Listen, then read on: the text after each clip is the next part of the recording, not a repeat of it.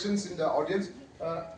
The sound engineers, you have mics? You have some runners with mics? Yeah, you have. Okay. So anybody wants to ask a question, please raise your hand. Try to get my attention.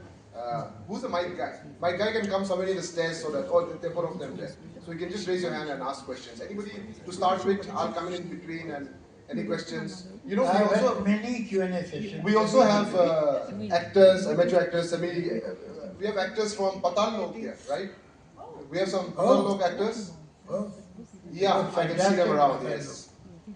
I've always noticed in Q&A the first two questions come with great reluctance. And once they have built the cat, then everybody has two questions. So we'll stop at 2 then, don't worry.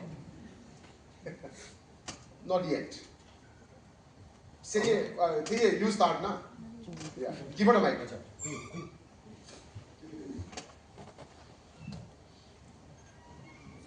Good evening, Javed Saab and where are you? Ma'am Shabana Azmi.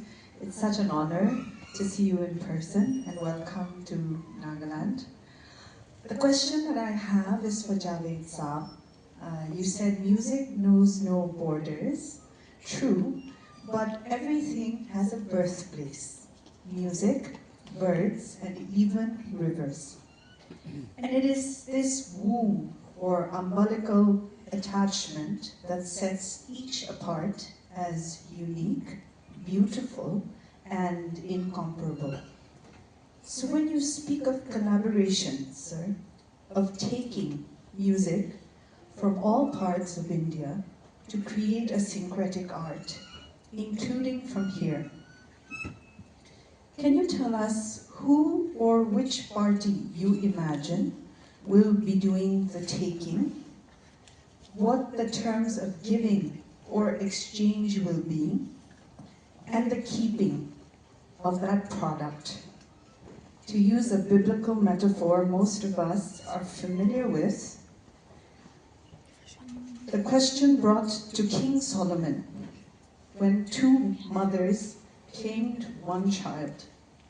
To whom will the child belong? There is a difference. It's like saying between mother and a father who the child belongs. These are not two mothers because their contribution will be there. Besides that, obviously the music should, if it is not film music, we go in films, we sell the music to the producer. In spite of that, according to the change that took place in 2012, that the right to royalty remains with the artist, with the composer and with the writer.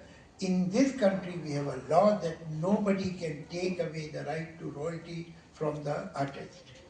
And this IPRS is legally given this privilege or this responsibility to collect royalties of the artist and give it to them. So that will be their property if they are not using it in film. If they have sold it, their copyright to film, that's different. Then too they will have their royalty, both the parties. And the music, you see, the idea of purity is a very dangerous idea. Purity of language, purity of music, purity of culture. All these things are dynamic. They keep on changing. Now, purity of anything, culture, language, music, is like peeling an onion to find the onion. This onion is the layers which were made over the centuries. And the layers will be made in future also, and the onion will become bigger and bigger. How can we take out things that this belongs to so-and-so and this is mine? It doesn't happen like this in culture, in music, in art. There are many influences and they get together, and then after a little while you forget from where it had come. It creates a new genre. It creates a new language. That is how only languages that survive are those that keep on taking words from every language, expression from every language. They become richer and richer and richer. So this exercise, hopefully, will be of mutual interest. It doesn't know who's the boss and who is taking more, 40% and 60%. No. In creativity, it doesn't happen like this. It is us. And I think this effort can create new genres of music. Even today, ultimately, from where music has come, all the music of the world has come from tribes.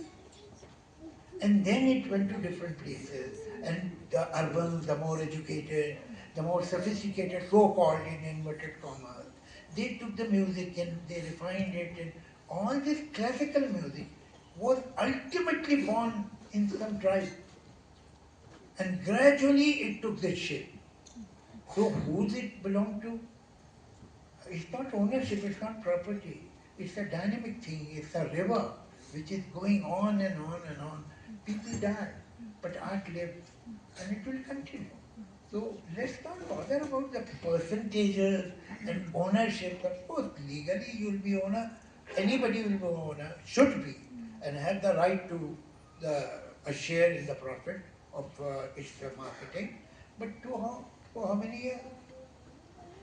Within the lifetime, after 6 years, and then it comes in public domain. Today Tagore's all work is in public domain. Shakespeare or Byron or any big writer, they are in public domain. So, should we think what Shakespeare's family or descendants are getting today? That's not important. That's too small a thought. Actually, what is important that art should become richer and richer. We all stand to learn from each other, and we should do it.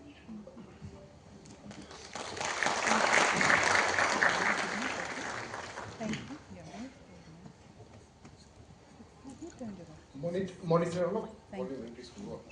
Thank you. Beautifully explained. I think for myself as well, being someone in this space of cultural leadership or in the music and education and helping artists, and now with the discussion we had during the workshop today with the IPRS team and licensing and the establishment of the hub here in Nagaland, I was wondering how, since you've explained it so well, I understand what you're saying.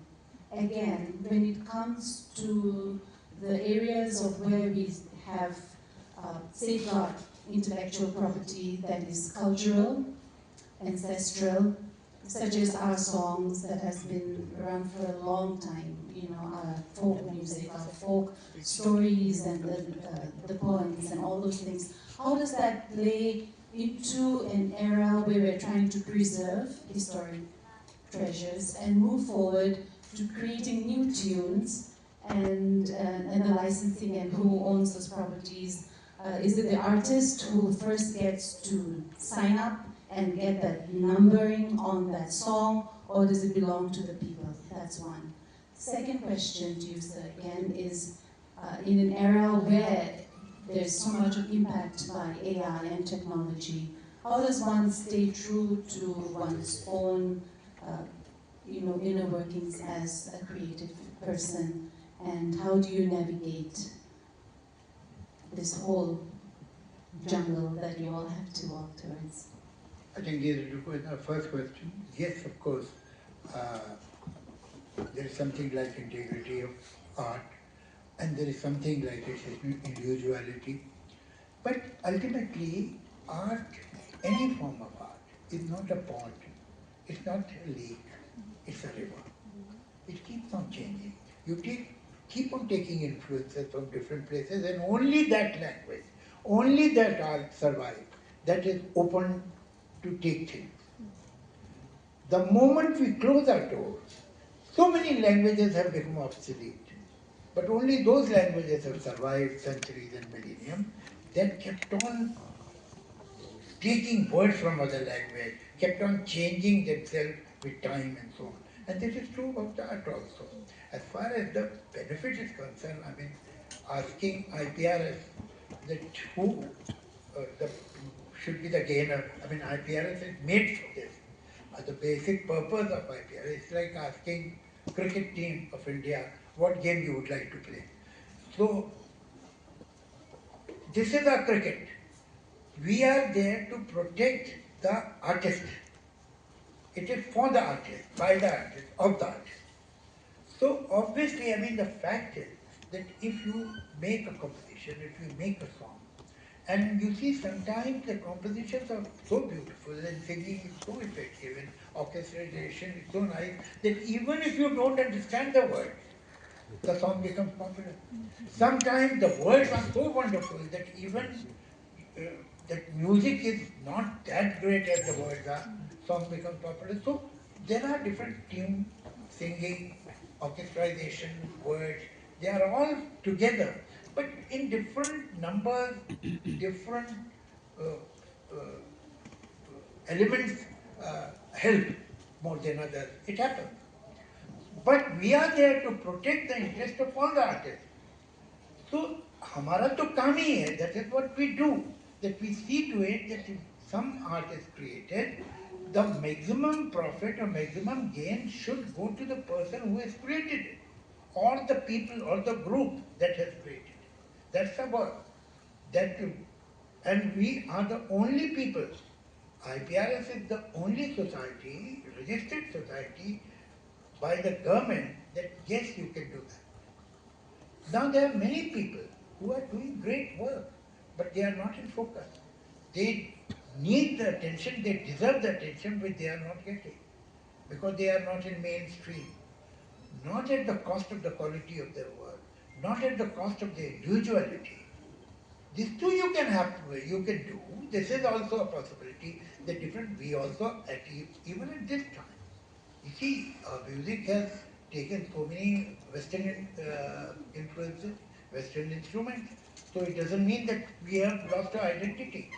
So the more the merrier, the more influences, but we will select. The artist will select whether he wants to or she wants to accept this influence or not. And even you take the influence or take a certain genre, how you will use it, that is your privilege and your choice.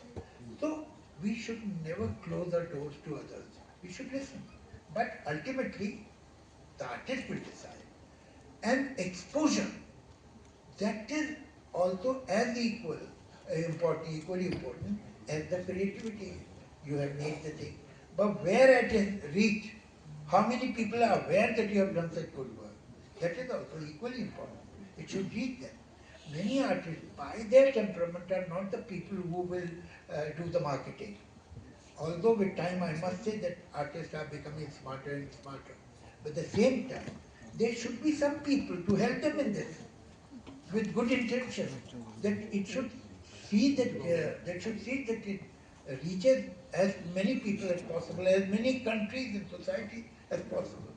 You see, people, uh, uh, I will request Mr. Nigam to tell you about it, that where we have sent artists, local artists, folk artists, what kind of impression they have created there. People were taken aback by their music, by their narrative. So, what happens that so much of talent in this country goes unnoticed, unappreciated, because you don't get that proper market or proper platform. It should be provided to them. And walking into the jungle of AI and... Now, second, since you are totally convinced by my first answer, I'll go to the second one. AI has come to stay, and we have to live with it. Now it is a new situation, and I suppose this new situation will need some new laws.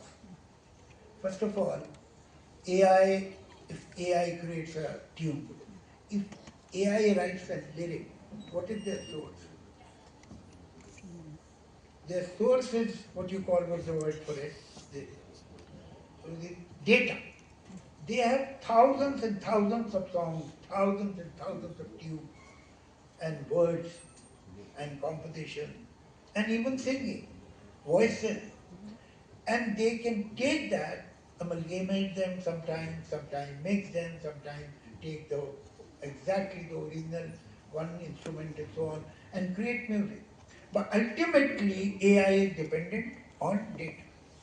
Data that has been created by some individual, some human being, how they should get some remuneration, some fees, some royalty for their data.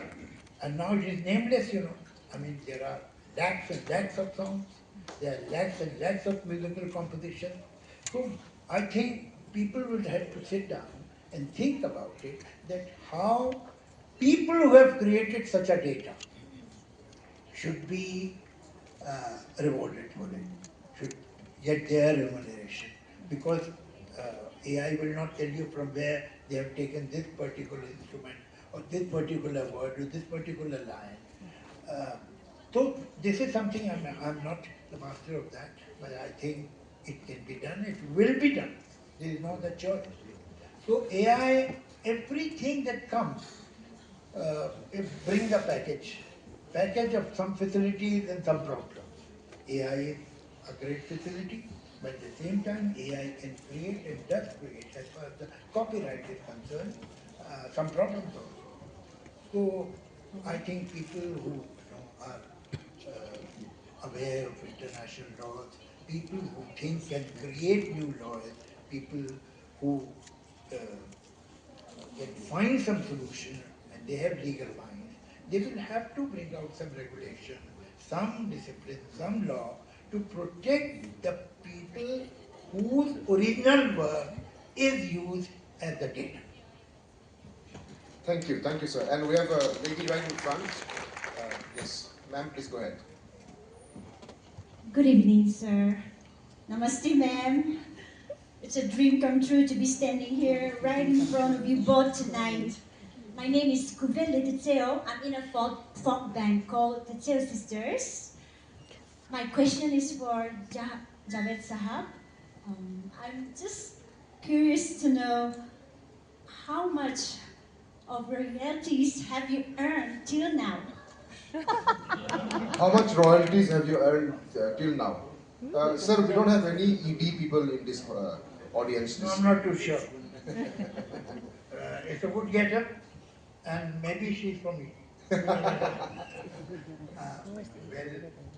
I think I get my royalty from IPRS. And the IPRS, obviously it is not possible for every individual to sit down to collect royalty. So there is an organization, IPRS. I happen to be the chairman of IPRS. I mean, after some time somebody else will be there. So that is incidental. But what is important is this organization. This keeps an eye all over the world and where what music is being played. They have their own ways. And then they collect the royalty from different countries, from different organizations, from different channels, and then they distribute the royalty. And I must tell you that before 70, I used to get peanuts. And today, things have changed, not only in my life, but everybody. And IPRS is paying royalties to the artists in crores, not in lakhs. So that's a great revolution in our life. And because we are there, this organization is to protect the interest of the artist, the composer and the writer. So that it has the new law and the new IPRS has made a world of difference in so many people. And there are so many people who are not alive now, but their families are there, their families get there. So, as I told you, the royalty is in the lifetime, and 60 years after the death of the artist will go to the family, and then that work comes in public domain. Then nobody has any particular person has any right from it. So royalty is today, I think royalty to the artist is being distributed in crores, hundreds of crores. Not only crores, hundreds of crores. Well, how much royalty I have received, I'm a very shy person, I can't tell you. How much did, so you were saying your dad also is a writer, a songwriter. How much did he earn that time for one song?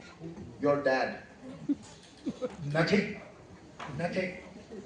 That time, used to get peanuts and there was no royalty at all for them.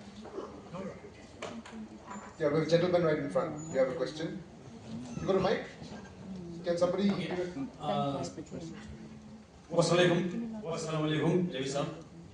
And good evening, Shabana. I'm so happy to see you guys here, all the way from Mumbai. And actually, I came from Dimapur. I'm also an actor director, and I'm running one film production, King Chili's Entertainment Dimapur, Nagaland. So after I heard about you and after I saw your image on the social media, I was so delighted, and I came running up all the way from Dimapur within 1 hour. Yeah. So I am a bit nervous actually. My heart is beating faster. But anyhow, during my childhood, I used to watch lots of Hindi movies. So, and I was a big fan of Sir Amitabh Bachchan. So, all the hit movies, I came to know that it was all written by you, Davis House. Great films like Sholay, Diwar, and all that. It was very interesting. And moreover, that Amar Anthony, that our Shabana's women, I saw you pick forgetting the role in your opposite to Vinod Khanasab, or late Vinod Khanasab. So it's like that. So I'm so fond of you guys, and I really respect the intellectual level of Javed Sahab. Whether it is singing, writing, or anything. Please check your own time, there is no hurry. So, since I came traveling, so it's just, I mean, if I don't interact with you guys, it's a waste of time. So to kill my time, I mean, to kill the bill, I am here to interact with you guys. So here, once upon a time, I was in Mumbai. I underwent advanced acting course and film direction course from Montage Films and Television Academy. But in Mumbai, we changes, we don't get any main lead role. That's why I came back and I started running one film production here in Nagaland. So here, my question is, since you have your very potential son, Sir Farhan Akhtar, so I would be grateful if your son look east, like our BJP government or is implementing X policy. You know what I like about what you're saying? Yeah. Is that it's not a question. Okay. I love it. So there's no responsibility on me. So good, please continue. We are in no hurry. Yeah. But what I would appreciate is, since in Northeast and more in Nagaland, we have beautiful ladies and gentlemen, and we have a huge potential of talents. Why not you act east? Besides nepotism in Bollywood, an example. For instance, why not look east and promote the young talents of Northeast people? That is my question. May I That is answer my strategic point.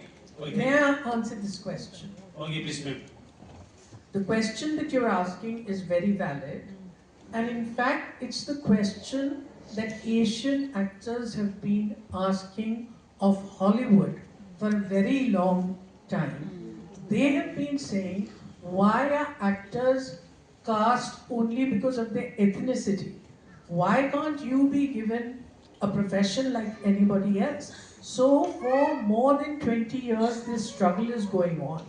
And now in Hollywood, I've recently done a series with Steven Spielberg, in which I was playing Paragonsky, Paragonsky. But I was not required to change my accent, to change my face, to do anything. And in that very series, there was a Korean actor, there was an Australian actor, there was a black actor, they were different. And nobody had to give any explanations for their ethnicity. So the same is happening, and a lot of it is happening on the OTT platforms, because now we have casting directors that are casting their net very wide and looking for interesting faces that can match the character. So as long as you know the language, see, the most important thing is the language. If you can learn the language, I don't see that it's going to be a long way that this is not going to become a reality. Recently, Farhan's company, Excel Entertainment, made a film called Boom with a Manipuri young boy as the lead, and it got the BAFTA award internationally. So that in itself has opened up a lot of curiosity that, all right, let's look east, let's look northeast, let's look all over India. So I think what you are hoping for is soon going to become a reality. So I suppose there are, two sides to it. One, that people from different parts of India. India is also almost like a continent, there are different cultures, different languages, different faces, and so on and so forth. So, if a film is made in a particular language, obviously we can work in that film only if we know the language. And people who have known the language or familiar with that language have worked. Danny is from Sikkim. Mala Sinha was from Nepal. But they worked and they were big stars. Not that only they worked in the film, they became major stars. But there is another element. One, that some people learn the language in which pictures are made in Bombay and they work there. There is another factor which is perhaps even more important, that the film should be made in every language, because that language represents not only a region but a certain culture, certain traditions, certain value systems and so on. So we should think in terms of tomorrow that Nagaland made film, not very big budget picture, because today subtitles are accepted all over the world, and that good cinema goes, like she gave an example, it was made in which state? Manipur. And it won BAFTA. So it is possible that you develop, and it can be of any help or contribution, we are always there. You develop a small film industry, make pictures in the language, pictures which are human, which are true, because you won't be able to put a lot of money, crores and crores in that, at least in the beginning. And it should be subtitled, and the whole world is a market. The whole world is a market. And we should try to do that. Why not? I'm sure that Nagaland will make beautiful films. They are beautiful people, they have good values, they are such nice hearts at the right places. Common sense says that if people of this state will make films, they will make good films. The film will have heart at the right place. A very good evening to Javed sir and Shabana ma'am. So, myself, Simon, and even I came from Dimapur. And my question will be a little different. I want to ask, what was your thought process when you were writing a song named Socha Hai from Rock On movie? Because I personally feel that that song, that song has a very powerful message, and every individual should know that message. The song Socha Hai. So I wanted to know your thought process while you were writing that song. Thank you very much. I'm really honored that you have said this. The fact is that I must, in all honesty, accept that I don't even remember the word. I remember all the literary poetry that I have written, and I can recite it. But when I write a song and it is finished, I try to write it as competently as possible for me. But then I feel that it is for others. Somebody else will tune it, somebody else will sing it, somebody else will lip sync it, and it will be used in a film. It is for them. So thank you. Now while going back to the hotel, I'm going to hear this song. Thank you. But once I... You can sing it. If you can just sing a line or something, then we'll get it. The lines are like this. Socha hai kya ye tumne kya kabhi. Like it says that the art is circle. Why is it round? Why Why is is it it not round? square? Yeah, why is it not Yes, square? yes, yes, All yes. these Now things. आसमां नीला क्यों पानी पानी गीला क्यों क्यों, yes. गोल क्यों है जमीन? Yes. Yeah. Because I feel like every individual, you want to say through this song, like I feel, what message I got it, like every individual should start questioning. You need to think. If you think that if you brainstorm, then only you'll grow more and you acquire good knowledge. Thank you. Now I remember, I met, unfortunately, his mind slipped from my mind. He was a scientist and he used to write for children. So he said that I'm so happy that you have written this song. I have taken all the lines of your song, which like it was Asma, why sky is blue? Why water is wet? Why earth is round? This was the song. So have you ever thought of it? So he said that I have taken these lines and I have explained to the children that why water is wet, why sky is blue, why earth is round, and so on. How very interesting. So, I mean, these are the questions. This song, if at all this song gives a message, it gives the message that you question everything. Ask why. We don't ask enough why, that's the problem. We take opinions from the elders, from a family, from a teachers or whoever, and we don't think on their own. Question everything. Ask why it is like. So perhaps that is the message of the song. And he has, unfortunately, I couldn't get hold of that book which he has written for the children, but he has answered every question. Why sky is blue? Why water is wet? Why earth is round? Why there are three seasons? And so on. Because the whole song is only asking questions of this kind of questions. But I think it's very important and very relevant because what it actually means is we need to develop critical thinking. Critical thinking is sadly very, very missing.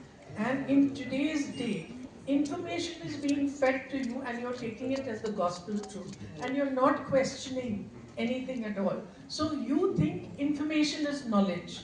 It can never become knowledge. There's a whole process by what it has to go through the sieve of knowledge to actually. So critical thinking is particularly for the youth. I think it is very, very important that we have to, there is a difference, in fact there's a book that I'm reading these days by a Nobel laureate who says, think fast, think slow.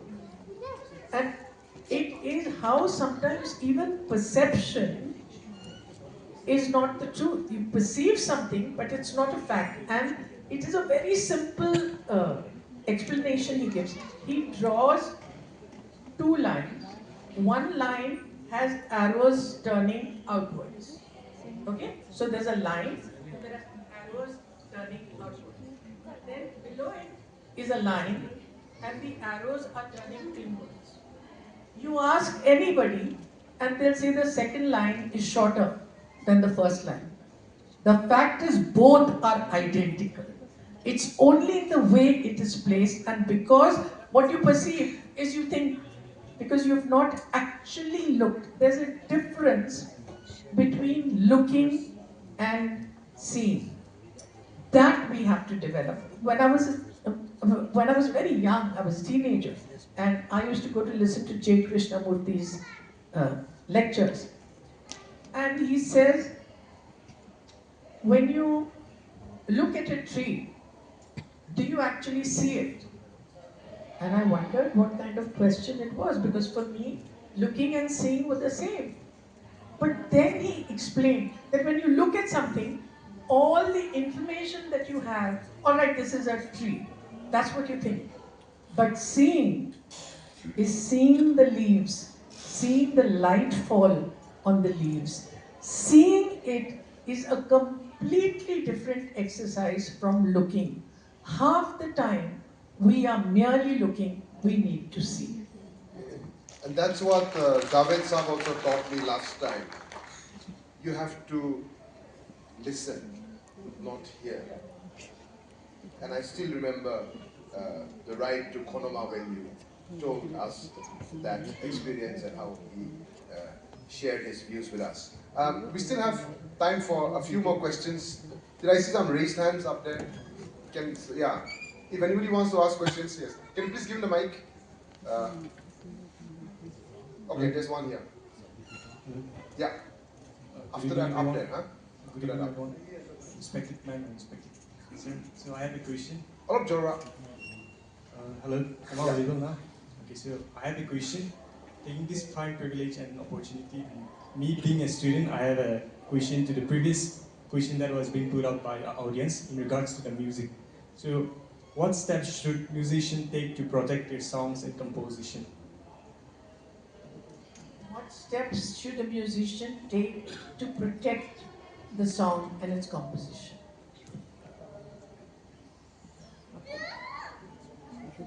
Get your song registered, become the member of IPRS, and they'll look after your interest. If the song is played anywhere, they will collect the royalty on your behalf and send it to you. As far as the copyright is concerned, it's a foolproof law. Nobody can take away your tune or your word. It's a crime. These technical questions were actually all addressed in the workshop and the technical session that we had prior to this, which we had asked you to register. Moi bhavishye question to who was your favorite actor? Kundu Swali sobse sundar thakise. Who was your favorite actress? Which was the most beautiful? This type of interesting questions we kumba aibonegi. So the floor is still open, but we still have somebody raising a hand up there. Yeah, can you please give the mic? Just dash to it, please. Yeah. After that, down here. Javed Sergi, I fallen in love with Shabana after watching her movies. I'm just kidding. I'm not from foreign actors generation. So I'll stick my question with him. Can I proceed? Please. What's the question? It's coming. So I've fallen in love with foreign actors as a fan after watching his movie Rock On. And to be posing a question to the very parents of my own hero is a great opportunity. My question is foreign actor more into Javed Saab's craft or Madam Shabani's world of acting? Well, I have told you that they tell me that you are exactly like Farhan, and I tell them that from the age of 5 I have been listening. So after that, you see, I think children are, all the children, all of us, you, me, everybody, we take something from the parents, we find something on our own, and we carry on. And the next generation again takes something from the parents. It's like genes. Like genes multiply, and they become different and different and different at the same time, the same too. That is how I think we learn things, we pick up things, then we reject some, accept some, we discover certain things on our own. So that is why from generation to generation there is a change. And if the children start taking everything from the parents, then the life will become static. Then nothing will move forward. So yes, there are certain values, certain attitudes you inherit, you learn, and I don't know how much it goes in the blood, how much is learned by the upbringing. So that's how it is. And you are not the being parents, you can't be so proud to think and pompous to think that we are the only influence. The boy meets friends, the girls meet friends, they go to college, they get impressed by some professor, they read some books, they read newspapers, listen to TV. There are many sources of information and influence. So ultimately, we take some of it from the later, older generation and contribute something on our own and give it to the next generation. And that is how life continues.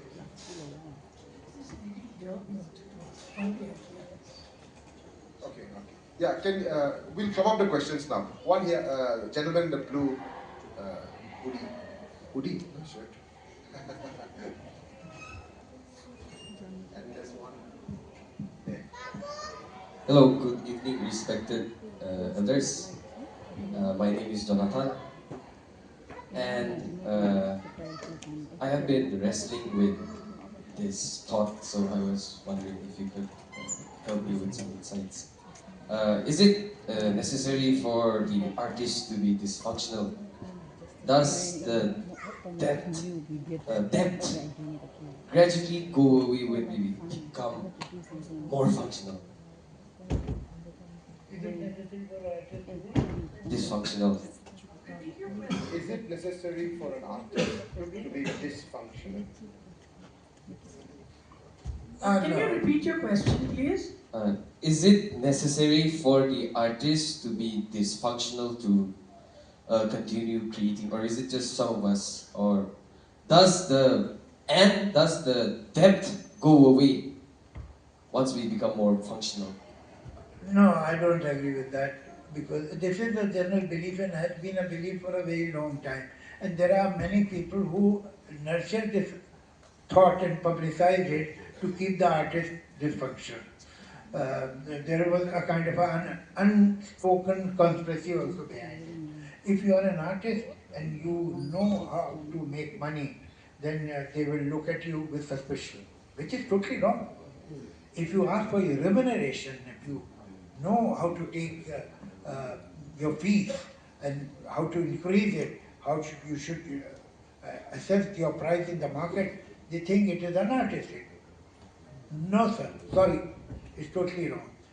You see, the very fact that you are an artist, psychiatry means that there is some kind of a void in you. You are missing something. The only reason to be creative is based on the fact that you are missing something. Otherwise, why would you create? You'll be happy and live happily ever after. But the artist, consciously or unconsciously, is missing something in life. The artist feels things are not complete, and that makes him creative. You create when you see some kind of a void, but there should be a limit to it. This has been exploited by many for centuries, that if you are a poet, if you are a musician, you should not be a smart businessman. You should not care for money. Why? Why we shouldn't care for money? This society, this world gives us everything for free. If your child will go to the school, they will not ask for a fees because the child is the child of the artist. Or if you will go to the ration shop, they will give you free ration. No. Everybody is doing business. Everybody asks money. But it is below the dignity. They have developed morality. It is below the dignity of an artist to care for money. It's a fraud. You are an artist, but at the same time you are a human being. You are a citizen. You have a family, your mother, your father, brother, sister, wife, husband, children. You owe some responsibility to them also. You are a human being. You are a social animal. Besides being an artist. Yes, a part of you is doing it. But to tell an artist or give this suggestion that if you are smart in worldly matters, then something is wrong with your art. Don't get into this trap. We have been fooled, the artists of the world have been fooled for many centuries. And they have been told that it is not for you to think of money. Now, when we will work, we will not think of money. When the work is completed, we will think of money. But I would like to add to that. The question you are asking is, what you're asking is actually, is an artist by nature dysfunctional, not belonging to society? I agree with Javed Sahab that it's a myth. Because you cannot be an artist if you do not have empathy. If you do not have empathy, there is no way you can be creative. So the belief that an artist, what you mean in dysfunctional, it would be, for instance, if you belong to a family of engineers, if you belong to a family of doctors, and you suddenly want to play the guitar, that will be considered dysfunctional by your family. But the fact is that unless you have empathy and humanity, and you get touched by life, and if you are sensitive, you cannot be an artist if your resource base is not life itself. And if that empathy you create, then dysfunctionality is not a license for being an artist. It can be viewed as such, but you should never lose empathy, because you cannot be an artist without having empathy. Thank you very much. One here, followed by one there. Yeah, this one first. Good evening, sir. Good evening, ma'am. My name is Saurabh Mandal, and I'm from Guwahati, Assam. So my question is, sir, as a singer-songwriter, I want to ask, have you ever been through writer's block, and if, then how you overcome it? Oh, yes. I think every writer comes across times when he feels that now whatever I could write, I have written, and nobody knows, but at least I know that I am totally empty, I am vacant. All that I had to say, I have already said. All that I could write, I have already done. Now I am totally empty, I am a hoax, and nobody knows about it. And it has happened a couple of times that I was paid a heavy signing amount to write a script, and now I'm sitting in a hotel room with paper and pen in front of me, a blank paper, and I have no idea, no thought. And every time, this used to happen, I mean, in my perhaps 30s and 40s. So I would fantasize that what I should do, this producer doesn't know, he has given me so much money that I can't write anymore.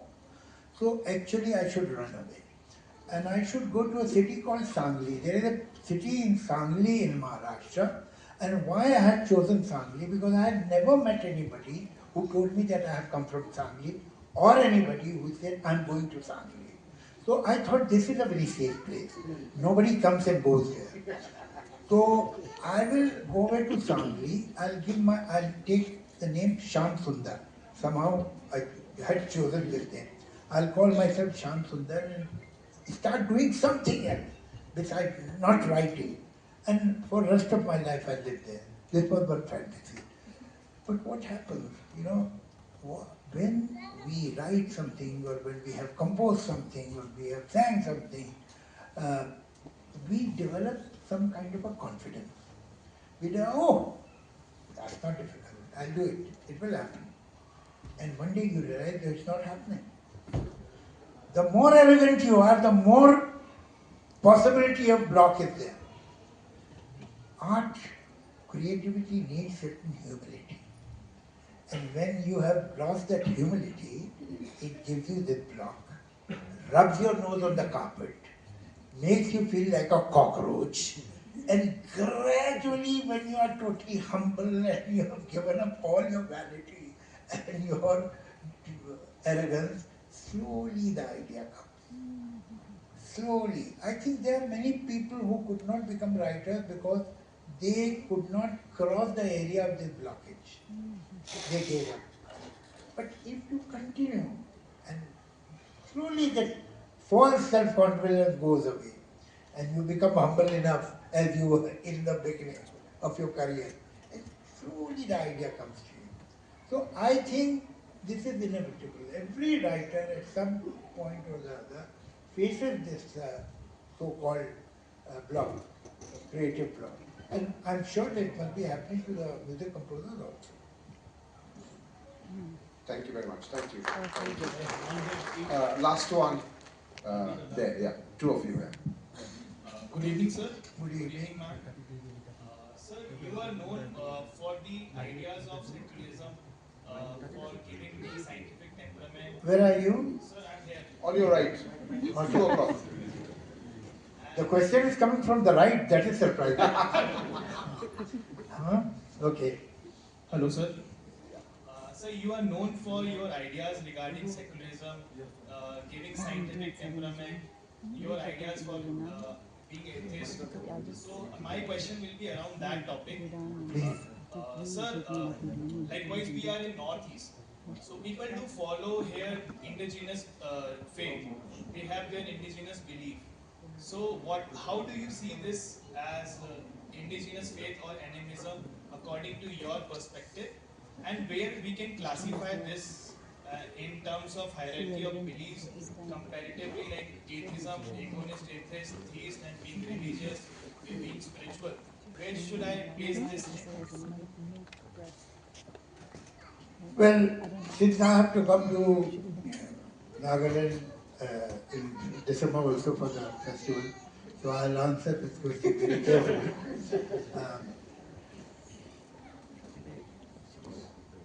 Somebody asked me, why are you an atheist?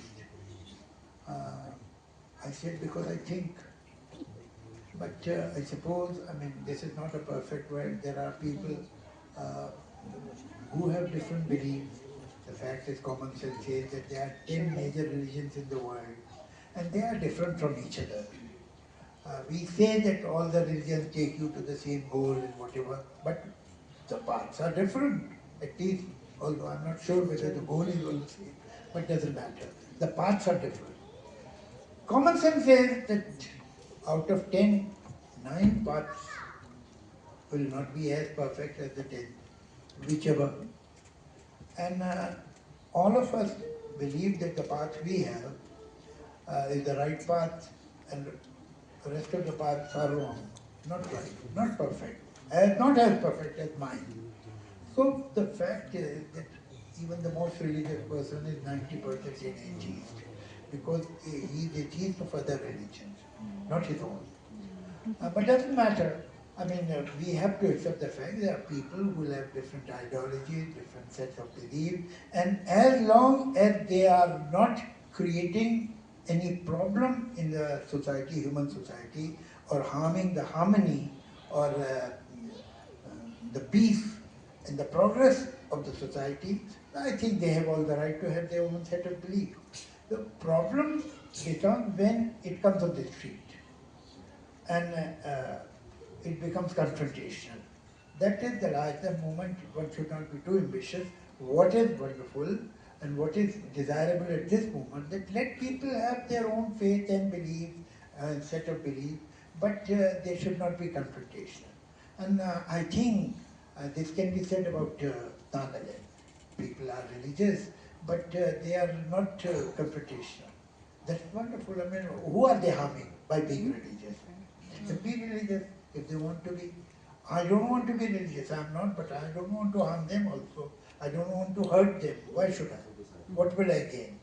And same way, if you have this kind of so-called, what is called religious tolerance or acceptance, what is right? Actually, acceptance is a better word. That there are people with different sets of beliefs. Fine.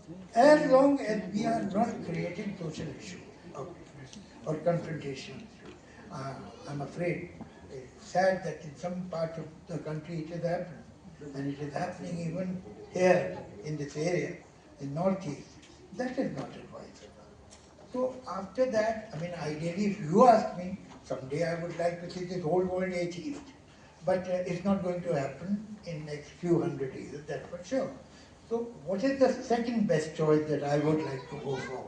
Is that people should live in harmony, accept each other's feelings, and not come out on the street to debase or to insult other people's set of beliefs. And it should remain their private affair. That's what I think. Thank you, sir. I'm sure there'll be a lot more questions people want to ask. It's not every day that you sit with icons and legends.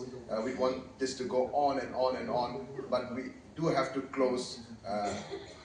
Students have to go back to hostel, and the program has to come to an end. So before we close, I want to give an opportunity to our two legends here for their closing remarks. I'll start with Shabana ji, your closing remarks. And as you come to Nagaland and as you leave tomorrow, what is your message to the young people of Nagaland? Firstly, I'd like to say that it's been a very, very beautiful experience of course, it's been too short. I need to be here longer and I hope to come back. And we managed to speak to a couple of young people, all of them very interested in dancing, very interested in music. And I have great hope from young people. All over the world, it is young people who have been the harbingers of change. A country like India, 50% of the population is below the age of 30. So we have so much power, so much youth, that we can look forward to being a progressive nation because we have so many young people. So become aware of your power, become aware of your strength, and believe in yourself that you can change the world. What you need to do is come together collectively. That is the most important thing. You come together collectively and you demand and work towards that demand. And I go back wishing all of you a lot of luck with a lot of belief that you will reach your own potential. I must say, we have not been very good role models, which is sad. When we were growing up, when we were children, it was the freedom of the country for our parents that was the most important goal. So we took that freedom as something taken for granted. But I think today is the time to recognize that we are recipients of that freedom because a lot of people sacrificed their lives. And so this freedom is something that should be used in a positive manner. That's all. Thank you very much. Javed sir, your message to the young people of Nagaland. Well, I believe that, being an atheist, I believe that life is a pause between nothingness and nothingness. But the very fact that you are born, or anybody is born, you get a membership of a club called Human Society. This Human Society provides us so many facilities, so many facilities. I mean, I'm sitting here, have I invented this mic? No. Have I invented these lights? Have I told the world how to make a big hall like this? What have I done? A chair? Have I made these chairs? No. Have I invented chairs? No. Everything that is around us was done by somebody or some people who were born before us and died years ago, perhaps centuries ago, whatever. And they have contributed all these things to this club. And we are getting this facility. We are gratified by this. Being decent members of the club, the least we can do is not to disturb anything which is already there. And if we can contribute something to this club before checking out, because it's a temporary membership, so we should do it. Now, how do we do it if we really feel like contributing something? How do we? You have to be interested in doing something. You can't do everything. So you have to find out, this is what I want to do. And you work hard. And then you become good in that. And then you become very good. And by the time you are very good, actually you have contributed something. You have convinced yourself that I am worth something. Your peers have patted your back. The world has rewarded you and awarded you. Now there is one more stage after very good, and that is excellent. Some people become excellent. What is the reason for becoming excellent? Why should you become excellent? Nobody is asking anybody to become excellent. People are happy if you are very good. It means you have contributed something. Excellence means major contribution. Why should you? There is only one reason. If you have good opinion of yourself. Everybody is telling you, fine, wonderful, you have done wonderful. It's very good. But you tell yourself, maybe they are happy. I know that I can do better. And I should do better. And it should be better because I am doing it. You need high self-esteem for it. So you should have high self-esteem. Do whatever you feel like. Choose things which really interest you, any profession, any work. There is nothing which is ordinary. Ordinary is the work, not the vocation. If somebody can polish a shoe perfectly, he is respectable. If somebody is a mediocre scientist, he is nobody. लोग ये बोले शहर में, if you want your shoe to be polished, please go to that market. At such and that place, there is a man who polishes shoes. Nobody can do better than that. You are a respectable person. You have contributed something. And you are working in a big science lab, but you are just another person who has not done anything major. You are ordinary. It is the excellence. And excellence is a mirage. You will never get it. But the persuasion of excellence, whatever you are doing, is necessary. If you love yourself, if you respect yourself.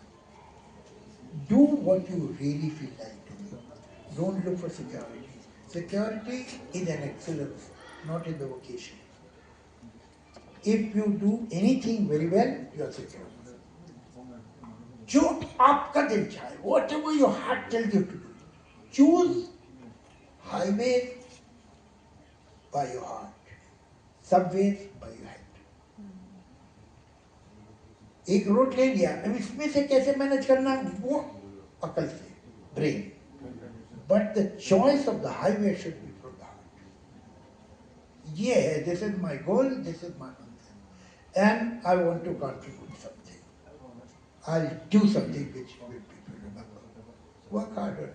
You will do it.